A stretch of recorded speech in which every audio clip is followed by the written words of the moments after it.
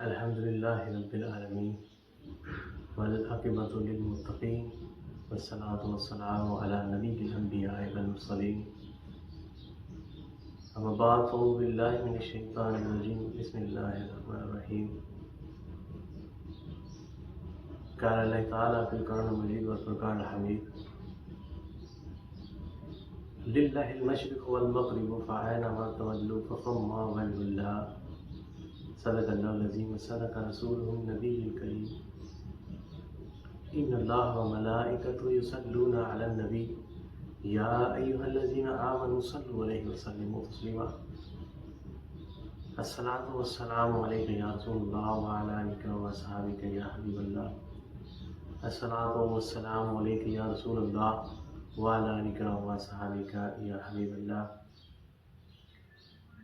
اللہ تعالیٰ کی حمد و ثنا اور کریم آقا کی ذات ببرکت پہ درود و سلام کا نذرانہ پیش کرنے کے بعد میں دعا گو ہوں کہ اللہ تعالیٰ حق گوئی کی توفیق عطا فرمائے، اور بالخصوص دعا ہے کہ اللہ تعالیٰ حق بات کو سمجھ کر عملی زندگی میں اپنانے کی توفیق عطا فرمائے. آمین یا رب العالمین. آپ کے سامنے قرآن پاک کی جس آیت مبارکہ کی تلاوت کرنے کا شرف حاصل ہوا ہے، اس میں اللہ تعالیٰ فرماتے ہیں کہ للہ المشرق والمغرب فأينما تولوا فثم وجه اللہ. مشرق سے مغرب تک جدھر بھی آپ دیکھتے ہو آگے چہرہ ہے اللہ کا. اب اس پہ بہت لوگوں کی بحث ہے کہ کچھ کہتے ہیں کہ اللہ کی صفات ہیں، کچھ کہتے ہیں کہ ذات اور صفات میں ڈفرنس کچھ نہیں ہوتا. یہ بولنے میں تو دو ہے، حقیقت میں ایک ہے. لیکن آج کی یہ جو محفل پاک ہے اس میں ہم اس موضوع پہ ڈسکس نہیں کریں گے کہ کیا ہے ذات صفات میں کیا فرق ہے، اور ذات ہے یا صفات ہے. ہم صرف بنیادی طور پہ اس بات پر ہی ڈسکس کریں گے کہ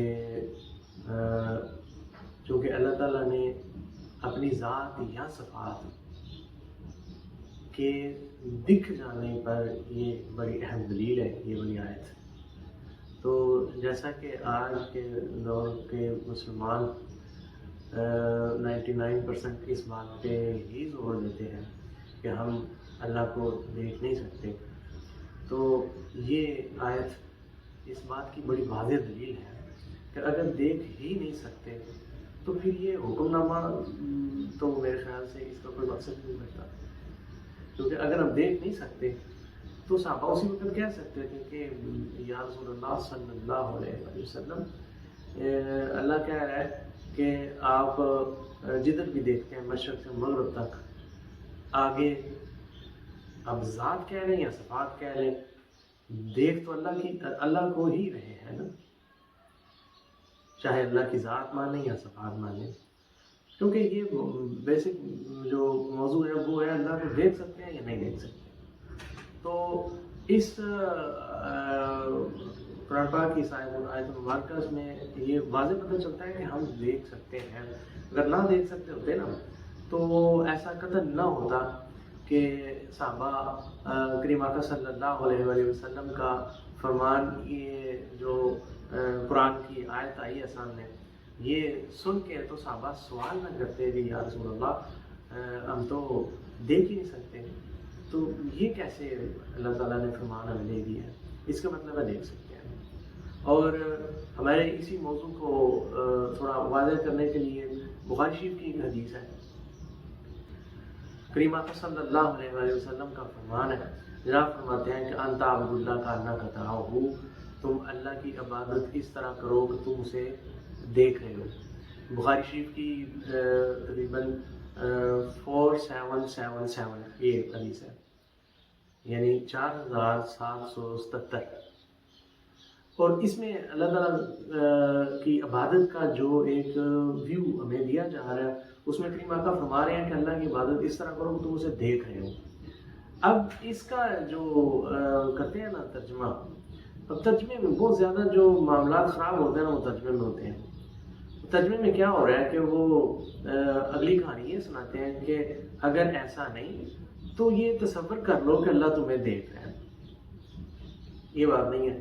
اگر آپ تصور نہ بھی کرو تو کیا اللہ آپ کو دیکھ نہیں رہا؟ آپ کے تصور کرنے یا نہ کرنے پہ یہ منحصر نہیں ہے، اللہ ہمیشہ آپ کو دیکھ رہا ہے۔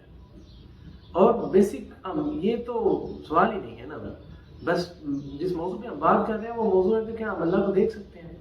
اب جب یہ فرمان کریم آقا صلی اللہ علیہ وآلہ وسلم کا سامنے آ گیا تو صحابہ کو تو فوراً پوچھنا چاہیے تھا کہ یا رسول اللہ ہم تو اسے دیکھ ہی نہیں سکتے، تو یہ کیسا فرمان ہے کہ ہم اس کی عبادت ایسے کریں گے؟ مطلب ہم اس حدیث پہ بھی ہم ڈسکس نہیں کر رہے، ہم اس کا وہ اہم جو نقطہ ہے وہ ہم مد نظر رکھ کے بات کر رہے ہیں کہ اگر دیکھ نہ سکتے ہوتے تو کریم آقا صلی اللہ علیہ وآلہ وسلم کو صحابہ فوراً یہ کہتے کہ ہم تو دیکھ ہی نہیں سکتے، تو یہ کیسا فرمان ہے؟ بے شک یہ جو ترجمہ کرتے ہیں اس کو بھی مد نظر رکھ لیں کہ اگر نہیں دیکھ سکتے تو یہ تصور کر لو کہ وہ ہی تم کو دیکھ رہا ہے۔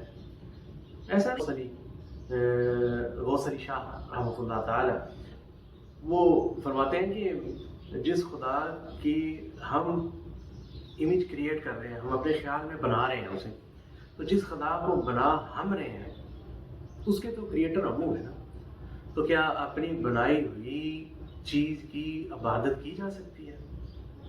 اس کا مطلب ہے کہ یہ جو ترجمہ کر رہے ہیں وہ ترجمہ مناسب نہیں ہے۔ ہم اگر خیال کریں یا نہ کریں، ہم اگر امیج بنائیں یا نہ بنائیں، وہ تو ہمیں دیکھ ہی ہے، بلکہ اس کا اگر صحیح ترجمہ کریں نا تو اس کا ترجمہ یہ بنتا ہے کہ اللہ کی عبادت اس طرح کرو کہ تم اسے دیکھ رہے، ورنہ وہ تو تمہیں دیکھ ہی رہا ہے۔ مطلب ہم یہ کہہ سکتے ہیں کہ ورنہ وہ تو تمہاری یہ گمراہی والی عبادت کو تو دیکھ ہی رہا ہے، اور گمراہی والی عبادت تو کسی کام نہیں آنے والی۔ کیا اللہ تعالیٰ نے قرآن پاک میں وعدہ نہیں فرمایا کہ فَوَيْلٌ لِّلْمُصَلِّينَ الَّذِينَ هُمْ عَنْ صَلَاتِهِمْ سَاهُونَ؟ خرابی ہے ان نمازیوں کے لیے، خرابی ہے ان عبادت کرنے والوں کے لیے جو اپنی نمازوں سے بے خبر ہے، جو اپنی عبادات سے بے خبر ہے۔ وہ پتہ لگا کہ یہ ہم ایسے اگر عبادت کریں گے نا تو یہ عبادت قابل قبول نہیں ہے۔ اور لاسٹ میں بخاری شریف کی ایک حدیث آپ کی پیش نظر کرنا چاہتا ہوں کہ کریم آقا صلی اللہ علیہ وآلہ وسلم، حدیث بڑی طویل ہے، بخاری شریف کی حدیث ہے 6573۔ اس میں کریم آقا صلی اللہ علیہ وآلہ وسلم سے صحابہ نے پوچھا کہ ہم اللہ کو دیکھ سکتے ہیں، کیسے دیکھیں گے، کیا ہوگا؟ بڑے طویل حدیث ہے، لیکن جو خاص بات ہے وہ یہ ہے کہ اس حدیث سے مبارکہ میں ایک بات بڑی اہم ڈسکس ہوئی۔ کریم آقا صلی اللہ علیہ وآلہ وسلم نے فرمایا کہ اللہ تعالیٰ قیامت والے دن لوگوں کے سامنے آئیں گے اور لوگ اللہ کو پہچان ہی نہیں سکیں گے۔ اب یہ بات بڑی قابل غور ہے کہ اگر ہم اللہ کو پہلے سے جانتے نہیں ہیں تو ہم کیسے پہچانیں گے؟ اور صحیح حدیث ہے، اس میں کوئی شک بھی نہیں ہے، بڑی بہت بڑی حدیث ہے کہ ہم اگر اللہ کو ہم دیکھیں، ہم اس کو پہچان سکتے ہیں جس کو ہم پہلے جانتے ہوں۔ ہم جس کو پہلے جانتے ہی نہیں تو ہم اس کو کیسے پہچانیں گے؟ اس کا مطلب ہے کہ اللہ کو پہلے جاننے کی ضرورت ہے، پہچاننے کی ضرورت ہے، تب ہی ہم بعد میں اللہ کو پہچان سکیں گے۔ ایسے بھی اللہ تعالیٰ نے قرآن پاک میں واضح حکم فرمایا ہے کہ من کان فی ھذہ اعمیٰ، جو اس جہان میں اندھے ہیں وہ آخرت میں بھی اندھے ہوں گے۔ تو سوچنے والی بات ہے کہ یہ آنکھوں والے اندھوں کی تو بات نہیں ہو رہی نا، یہ ان عقل کے اندھوں کی بات ہو رہی ہے جو ابھی تک اس بحث میں پڑے ہوئے ہیں کہ ہم اللہ کو دیکھ سکتے ہیں کہ نہیں دیکھ سکتے ہیں۔ یقیناً ہم دیکھ سکتے ہیں، لیکن اس میں ایک فرق ہے کہ یہ اعتراض کے طور پہ قرآن پاک کی وہ آیت سامنے پڑھتے ہیں اور کہتے ہیں کہ اللہ کوئی آنکھ اس کا ادراک نہیں کر سکتی۔ اب سوچنے والی بات ہے کہ ادراک ایک اور بات ہوتی ہے، اور ادراک ہوتا ہے کسی چیز کو پوری طرح محیط کر لینا، پورا جان لینا۔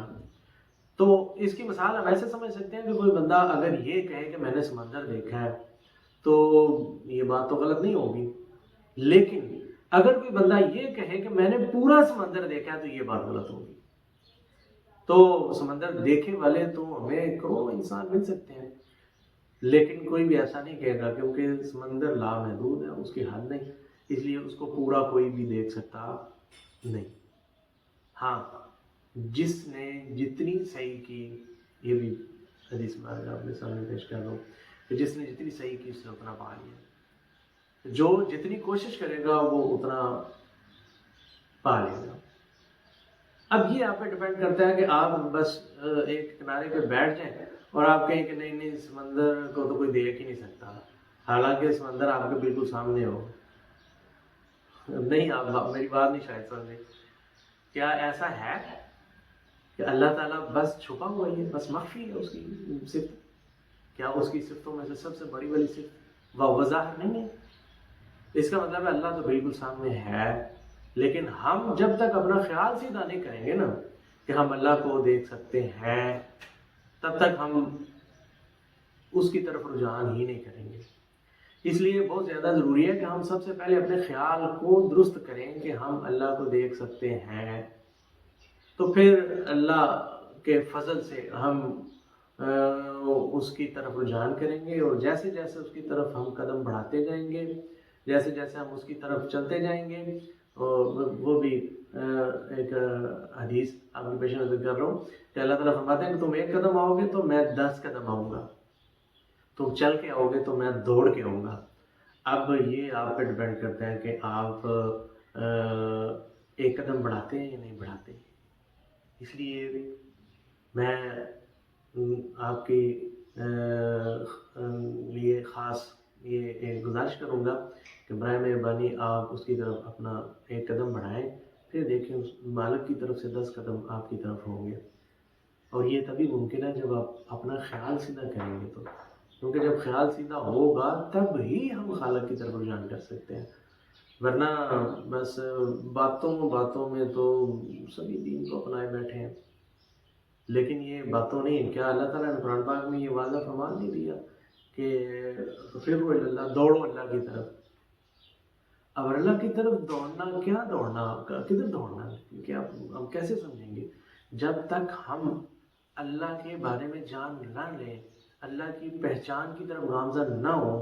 دیکھیں، اگر میں کہوں کہ مجھے غفور صاحب کی طرف دوڑنا ہے، تو مجھے غفور صاحب کا پتہ ہونا چاہیے نا کہ میں ان کی طرف دوڑ رہا ہوں۔ میں کہتا ہوں کہ مجھے حاجی خورشید صاحب کی طرف دوڑنا ہے، تو سب سے پہلے تو میرا یہ خیال سیدھا ہونا چاہیے کہ میں حاجی خورشید صاحب کو دیکھ رہا ہوں یا دیکھ سکتا ہوں۔ جب میرا یہ خیال سیدھا ہوگا کہ میں دیکھ سکتا ہوں، تو ہی میں ان کو دیکھنے کی طرف پھر رجحان بھی کروں گا۔ اب عموماً پتہ کیا ہوتا ہے، وہ ایک مولانا جلال الدین رومی رحمۃ اللہ تعالیٰ ایک مثال فرماتے ہیں کہ جب کبوتر کو بلی سامنے آ جائے نا، تو کبوتر آنکھیں بند کرتا ہو، وہ سمجھتا ہے کہ بلی اب نہیں ہے۔ تو میرے خیال سے سچویشن تقریباً سیم ہی ہے۔ ہم نے خود آنکھیں بند کی ہوئی ہیں۔ میرے بابا، میرے ہادی و پیشوا جناب سرکار صوفی محمد بشیر قادری رحمۃ اللہ تعالیٰ ایک شعر اکثر پڑھا کرتے تھے کہ چاند چٹ وانگوں انا آپ ہوئوں، آفتاب نہ کوئی قصور نہیں۔ اگر ہم چمگادڑ کی طرح خود آنکھیں بند کریں اور پھر ہم کہیں کہ نہیں سورج تو نکلا ہی نہیں، یا ہم کہیں کہ نہیں سورج کسی کو نظر آتا ہی نہیں، اب یہ ہماری غلطی ہے کہ ہمیں سورج نظر نہیں آ رہا، ورنہ سورج تو روز روشن کی طرح ایسے عیاں ہے کہ اگر آپ کسی کمرے میں چھپ کر بھی بیٹھے تو آپ کو پتہ چل جائے گا کہ باہر سورج نکلا ہوگا۔ بہرحال میری گزارش ہے کہ آپ تھوڑا میرے ان باتوں پر غور کر کے اپنے ان خیالات کو تھوڑا درست کرنے کی کوشش کریں جو آپ کئی سالوں سے سن کے ان خیالوں پر اتنے مضبوط ہو گئے ہیں اور اتنی مضبوطی سے ڈٹ گئے ہیں کہ آپ کو لگتا ہے کہ نہیں اب دین یہی ہے کہ ہم نے بس جانا ہے اور بس اپنے خیال سے ہم نے اللہ کی عبادت کرنی ہے اور اسی عبادت کو ہی اپنی ایک لاٹھی بنا کے، اپنا ایک سہارا بنا کے اور اسی کے سہارے ہمیں زندگی گزارنی ہے۔ ایسا نہیں ہے۔ جب تک ہم اپنی عبادت کے خیال کو درست نہ کریں، ہماری عبادت گناہ کے زمرے میں آ رہی ہے۔ خدارا اپنے حال پر رحم کریں۔ میں کسی بھی جماعت کے خلاف قطعاً میری کوئی گفتگو نہیں ہے، نہ میں اہل حدیثوں کو غلط کہتا ہوں، نہ میں بریلوی حضرات کو، نہ میں دیوبندی حضرات کو، نہ بلکہ کسی کو بھی نہیں کہہ رہا۔ میں کہہ رہا ہوں کہ کم از کم ہم سب کو اپنی اصلاح کرنی چاہیے، ہم سب کو اپنے حال پہ رحم کھانا چاہیے، ہمیں دیکھنا چاہیے کہ ہم کر کیا رہے ہیں، اور جو کر رہے ہیں کیا اس کا کوئی آؤٹ پٹ مل رہا ہے۔ ہم ساری زندگی انتوں کی طرح عبادت کرتے رہتے ہیں اور عبادت کے ماخذ سے ہی بے خبر ہے۔ اس لیے خدارا اپنے حال پر رحم کھائیں اور اپنی اس محنت کا، اپنے اس سارے کرنے کا کچھ جو حاصل ہے نا وہ بھی دیکھیں کہ کیا حاصل ہو رہا ہے۔ عبادت کا حاصل تو قرآن پاک میں کیا اللہ تعالیٰ نے وعدہ نہیں فرمایا کہ مسجد وقت طرف اگر سجدہ کر رہے ہیں تو قریب بھی ہو جاؤ۔ اب قرب کا اگر پوچھیں تو پھر واضح کہتے ہیں کہ جی یہ تو جی بس اللہ کو ہی پتہ ہے۔ اب عجیب بات ہے کہ عبادت آپ کر رہے ہو اور پتہ قرب کا اللہ کو ہے۔ نہیں، خدا جانتا ہے۔ میں اللہ کو حاضر جان کے یہ بتا رہا ہوں کہ انسان جیسے قرب حاصل کرتا ہے تو اسے سب سے پہلے خود پتہ چلتا ہے کہ الحمدللہ قرب ہوئے ہیں۔ تو یہ نہیں ہے کہ یہ اس بات کا اللہ کو پتہ ہوگا، کیونکہ اس کا قرب ہی عبادت کا حاصل ہے۔ تو ایسی عبادت جو ہے، کیونکہ میں ابھی جو قرآن پاک کی آیت مبارکہ آپ کے سامنے میں پڑھ رہا ہوں تو اس میں اللہ تعالیٰ فرما رہے ہیں کہ بس جو تو ایک طرف سجدہ کر اور قریب بھی ہو۔ ایسا نہیں ہے کہ بس ساری زندگی ہو اپنے سجدوں اور اپنے خیال کی عبادت میں تم ایسے لگے ہو کہ تم اصل ماخذ کو کبھی جان نہ سکو۔ اور سب سے پہلے اس خیال کو سیدھا کر لو جو خیال حضرت ابراہیم علیہ السلام نے سیدھا کیا۔ حضرت ابراہیم علیہ السلام فرماتے ہیں کہ انی وجہت وجہی للذی فطر السماوات والارض، یعنی میں نے جان لیا اپنے رب کو ان زمینوں اور آسمانوں میں یکسو ہو کر۔ اب یکسو ہونے کے لیے کسی ایک چیز کا آگے ہونا بڑا ضروری ہے، کسی ایک کا۔ تو جو عبادت ہم کر رہے ہیں اس میں تو ایک نہیں، اس میں کئی سامنے ہیں۔ جنت بھی سامنے ہے، جہنم بھی سامنے ہے، فرشتے بھی سامنے ہیں، حوریں بھی سامنے ہیں، دودھ کی نہریں بھی سامنے ہیں، بہت کچھ سامنے ہے۔ تو پتہ چلا کہ یہ تھوڑا معاملہ خراب ہو رہا ہے، شاید ہم غور نہیں کر رہے کہ ہم کیا کر رہے ہیں۔ اور قرآن پاک میں اللہ تعالیٰ نے واضح کئی مقامات پر یہ فرمایا ہے کہ غور کرنے والوں کے لیے نشانیاں ہیں اس کے پیچھے۔ اس لیے ہمیں سب سے پہلے غور کی ضرورت ہے کہ کیا ہم وہ کام جو کر رہے ہیں کیا ہم وہ ٹھیک کر رہے ہیں۔ اگر ہم ٹھیک نہیں کر رہے تو ہم کیوں کر رہے ہیں؟ ہمیں چاہیے کہ ہم پہلے یہ جاننے کی کوشش کریں کہ یہ ٹھیک کیسے ہوگا، کیونکہ مقصد کام کو ٹھیک کرنا ہوتا ہے، مقصد خالی اپنی فارمیلٹی پوری کرنا نہیں ہے۔ فارمیلٹی والی تو نماز اللہ تعالیٰ نے تھوڑی دیر پہلے آپ کے سامنے آیت مبارکہ تلاوت کی ہے کہ اللہ تعالیٰ نے فارمیلٹی والی نمازیں جو ہے نا وہ اللہ تعالیٰ کہتے ہیں کہ میں تو ان کی وہ قابل قبول ہی نہیں ہے، وہ نہیں ہے، خرابی اور نمازیوں کے لیے جو اپنی نمازوں سے بے خبر ہے۔ اس لیے خدارا اپنی عبادت کی خبر لو اور اپنے حال پر رحم کرو۔ میں بار بار یہی فکر بول رہا ہوں تو خدارا اپنے حال پر رحم کرو۔ جب تک آپ اپنے حال کو دیکھیں گے نہیں کہ میں ہوں کس حال میں، تو تب تک آپ کسی بھی بندے کو اگر درستگی کی طرف لانا ہونا تو اسے یہ بتا دینا کہ بھائی اپنی موجودہ حالت دیکھو، اور پھر وہ جب اپنی موجودہ حالت سے آگے بڑھے گا نا تو پھر اسے پتہ چلے گا کہ میں پہلے یہ تھا اور اب یہ ہوں۔ تو یہ جو عبادت چل رہی ہے دنیا میں 99% جو عبادت ہو رہی ہے اس میں پتہ ہی نہیں ہے، ہم کل بھی ایسے تھے، آج بھی ایسے اور کل بھی ایسے ہی ہوں گے، کیونکہ ہمارے سامنے کوئی منزل ہی نہیں ہے، کوئی ٹریک ہی نہیں ہے۔ تو سب سے پہلے ہمیں وہ ٹریک حاصل کرنا چاہیے کہ عبادت کا خاص مقصد کیا ہے، عبادت کس مقصد کے لیے ہمیں ملی ہے۔ عبادت کا بنیادی مقصد ہی خالق حقیقی کی پہچان ہے۔ تو جب تک ہم اپنے خیال کو سیدھا نہ کریں، دیکھیں ایک مزدور صبح جاتا ہے، ڈیوٹی شروع کر دیتا ہے، سارا دن وہ اینٹ پتھر اٹھاتا ہے، سیمنٹ وغیرہ سب کچھ، وہ ریت مجری دیتا ہے، سب کچھ ان کو کس لیے دیتا ہے؟ اس کا ایک مقصد ہے، وہ مقصد ہے رات کو اس نے مزدوری حاصل کرنی ہے، وہ مقصد ہے اس کی محنت کا جو پھل شام کو اس کو مل رہا ہے وہ پیسے جن کے لیے اس نے سارا دن یہ کام کیا. اب کیسا مزدور ہوگا کہ وہ صبح کام پہ لگ جائے, سارا دن کام کرتا رہے اور شام کو بس ایسے ہی ہاتھ منہ دھو کے اور وہ جا رہا ہے. تو ایسا مزدور بے شک ساری زندگی بھی مزدوری کرتا رہے, وہ اس کو فائدہ نہیں دے گی. پتہ چلا کہ مزدور کو مزدوری تبھی فائدہ دے گی جب مزدور مزدوری والے خیال کو تو درست کر لے. وہ کس لیے کر رہا ہے, وہ کیوں کر رہا ہے, آپ یہ جو عبادت کر رہے ہیں وہ کیوں کر رہے ہیں, کیا مقصد ہے عبادت کا؟ کیا مقصد صرف یہ ہے کہ ہماری مغفرت ہو جائے؟ یقین مانو بہت معاملہ خراب ہو جائے گا, کیونکہ ہماری مغفرت کا دار و مدار خالق حقیقی ہے.